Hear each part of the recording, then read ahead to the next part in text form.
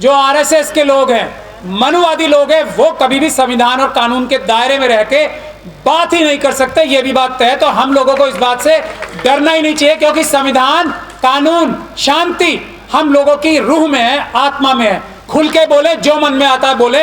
हम आपके वकील हैं, हम आपके समाज के वकील हैं। बिल्कुल डरने की बात नहीं है। हमारे अंदर से कभी भी कोई भी बात संविधान और कानून के खिलाफ आ ही नहीं सकती, और उनके अंदर से कभी भी कोई संविधान और कानून की बात आ ही नहीं सकती। इसी चौक पे भारत का संविधान जलाया गया था, 5 साल हो गए। इसी चौक पे, इसी पुलिस स्टेशन के पार्लियामेंट स्ट्रीट के डीसीपी और एसएचओ साहब को हमने, क्योंकि उनके सामने संविधान जलाया गया था, हमने मुलजिम बनाने के लिए कोर्ट में दरखास्त लगा रखी है। जो कमिश्नर ऑफ पुलिस हैं, ये सुन ले ध्यान से, पुलिस वाले सुन ले, कमिश्नर ऑफ पुलिस है ना दिल्ली के, वो मुलजिम बनने की तैयारी में है इसी केस में, लेकिन संविधान जलाने के खिलाफ एक्शन लेके तैयार नहीं। दूसरी बात, हमने एक मुस्लिम, ऑल इंडिया मुस्लिम महापंचायत का बनाया। उसमें हमने कहा कि ये पंचायत तो मुसलमानों की है, लेकिन इसमें मुसलमानों से पहले एससी, एसटी, ओबीसी और दूसरी माइनॉरिटीज की आवाज उठेगी। ध्यान से सुन लीजिए, 5 ही मिनट में खत्म करूंगा। हमारे से पुलिस के लोगों ने कहा कि ऊपर से आदेश है, मेरे जो लोग मिलने गए, मैं तो जाता नहीं।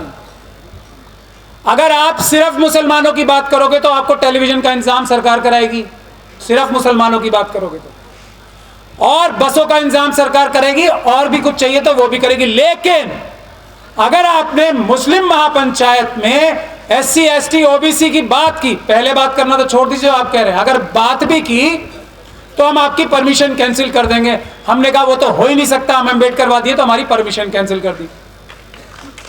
सुन लीजिए ध्यान से, मुस्लिम्स को फलक्रम बना रखा है ना नफरत का, उसी बेसिस पे सारी राजनीति हो रही है। तो हम अम्बेडकरवादी हैं। तो बाबा साहब की सबसे बड़ी खासियत यह थी, वो प्रॉब्लम समझते थे। इंटेलेक्चुअल होना, बहुत सारे इंटेलेक्चुअल रहे होंगे, लेकिन वो बहादुर थे, ज़हीन थे, और प्रॉब्लम समझते थे और प्रॉब्लम का सलूशन जानते थे। तो हमें कोर्ट से परमिशन मिली, लेकिन वहां भी 10,000 की बाउंड्री लगा के, 10,000 से ज्यादा लोग नहीं होंगे। अब हमारे लोग तो 1 लाख के करीब स्पेशल सेल ही बता रही थी आएंगे। तो हमने कोर्ट में दरखास्त लगाई है कि ये जो आज आप पे बंदिश लग रही है ना, गैर कानूनी है। ऐसा कोई कानून में प्रावधान नहीं है। जो हमने पिटीशन लगा रखी है अभी, उसमें पुलिस ने यह कहा कि हमारे पास, राजेंद्र पाल गौतम जी और सब लोग सुन लें, हमारे पास ऐसी कोई गाइडलाइन नहीं है जिससे ये बताएं कि परमिशन किसे देनी है, कितने नंबर्स में देनी है, कैसे देनी है, क्या देनी है। कोई परमिशन नहीं है। ये सब जो कंडीशंस लगाई जा रही हैं, ये गैर कानूनी है। इसे हम मिशन सेव कॉन्स्टिट्यूशन की तरफ से खत्म कराएंगे।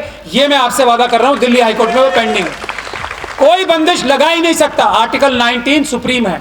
हाँ, अगर आप कोई कानून तोड़ के बात करोगे तो उसमें आपके खिलाफ एफआईआर दर्ज होगी, लेकिन रोक कोई लगा ही नहीं सकता। और हम लोग कोई बड़ी बड़ी पार्टीज थोड़ी हैं जो हम लोग हमें पता होगा कि हमने इतनी बसें भेजी है तो इतने कार्यकर्ता आएंगे।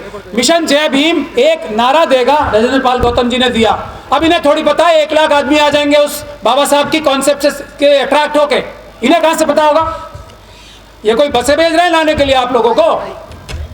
ये तो हमारा कॉन्सेप्ट, अम्बेडकरवादी कॉन्सेप्ट ऐसा है, लाखों लोग भी आ जाएं अगर ये बंदिशें ना हो। और ये ताकत है भारत के संविधान की, कोई बंदिश लगाना गैर कानूनी, गैर संवैधानिक। तो हमने फिर अपनी मुस्लिम महापंचायत को ऐसे किया कि हर स्टेट में, कैपिटल में और यूपी में खास तौर पे जगह जगह मुस्लिम महापंचायत करेंगे। और मुस्लिम महापंचायत मुसलमानों से पहले एससी, एसटी, ओबीसी और दूसरी माइनॉरिटीज की आवाज उठाएगी। ये हमने तय कर लिया।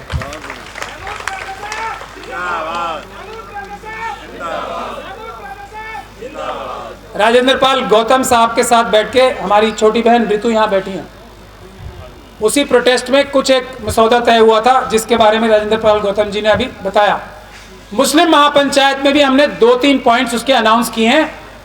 देखिए, अगर मुसलमान इस देश के अकलमंदी से काम नहीं लेंगे तो हमारा अम्बेडकरवादी मिशन कामयाब नहीं हो सकता, ऐसा मैं मानता हूं। क्योंकि नफरत सारी मुसलमानों के नाम पे पैदा की जाती है। दोष नहीं है उनका कोई वैसे, लेकिन उनको बहाना, उनको रास्ता मिला हुआ है तो वो उनके हाथ हथियार लग गया है। तो हमने मुस्लिम महापंचायतों में ये एजेंडा रखा है, हम चाहते हैं कि यहाँ भी आप सब लोग विद्वान लोग उसको कंसिडर करें। पहला, जो जिसकी जितनी संख्या भारी उतनी उसकी हिस्सेदारी। काशीराम साहब ने आम आदमी की भाषा में और बाबा साहब डॉक्टर भीमराव अंबेडकर ने एक वोट का अधिकार सबको देके ये तय किया था, नौकरियों में जिसकी जितनी संख्या भारी, सिर्फ नौकरियों में नहीं, सिर्फ पढ़ाई लिखाई में नहीं है, जमीन की गहराइयों से लेके आसमान की ऊंचाइयों तक, यह है बाबा साहब डॉक्टर भीमराव अंबेडकर का संविधान। जो कुछ संपदा है उसमें सबका, हर एक भारत का नागरिक बराबर का हिस्सेदार है। यह बाबा साहब डॉक्टर भीमराव अंबेडकर का संविधान। इसका मतलब क्या हुआ कि जुडिशरी में ही नहीं, जज साहब बैठे हैं हमारे, जुडिशरी में ही नहीं, पार्लियामेंट में ही नहीं, असेंबलीज में ही नहीं, दूसरी इलेक्टेड बॉडीज में नहीं, बिजनेस में, ये शेयर मार्केट चल रही है ना, उसमें भी बराबर की हिस्सेदारी। ये अडानी अंबानी जो कंपनी चला रहे हैं उसमें भी हमारी बराबर की हिस्सेदारी। जमीन में हिस्सेदारी बराबर की, सब चीजों में बराबर की हिस्सेदारी बाबा साहब डॉक्टर भीमराव अंबेडकर का संविधान है। तो पहली डिमांड जो हमने वहां से रखी है वो ये रखी है कि 100%, 100% रिजर्वेशन इन एवरीथिंग, जमीन की गहराइयों से लेकर आसमान की ऊंचाइयों तक। जिस पॉलिटिकल पार्टी का ये एजेंडा होगा हम उसके साथ मिलकर काम करने को तैयार हैं। दूसरा, हमारे जो SC, ST, OBC और माइनॉरिटीज और विमेन के जो कमीशंस हैं उसको जुडिशियल पावर्स और उसकी सिलेक्शन वैसे होगी जैसे CBC होता है। ऑपोजिशन का मेंबर भी होगा उसमें, जो लीडर ऑफ ऑपोजिशन होगा, सरकार का भी नुमाइंदा होगा, सुप्रीम कोर्ट के जज भी होगा। SC, ST, OBC और माइनॉरिटीज की जितनी कमीशंस हैं, महिलाओं की जो कमीशन है उसको जुडिशियल यानी कि न्यायिक पावर्स मिलनी चाहिए। बाबा साहब डॉक्टर भीमराव अंबेडकर ने SC, ST कमीशन अपनी कलम से संविधान में लिख के उनको सुप्रीम कोर्ट के बराबर बनाया था। ये हमारी व्यवस्था ने उसको डाइल्यूट किया, उसको वापस लेने का काम करना।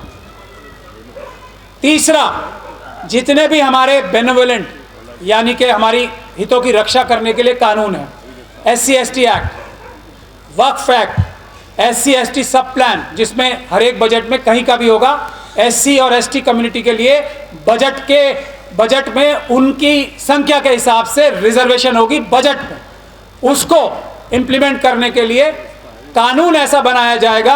और इस तरह के जल जंगल जमीन के जितने भी कानून हैं SC, ST, OBC और माइनॉरिटीज के लिए, जिनसे उनके हकों की रक्षा होती है, उसका उल्लंघन करने वाले अफसर के खिलाफ 7 साल से मिनिमम सजा।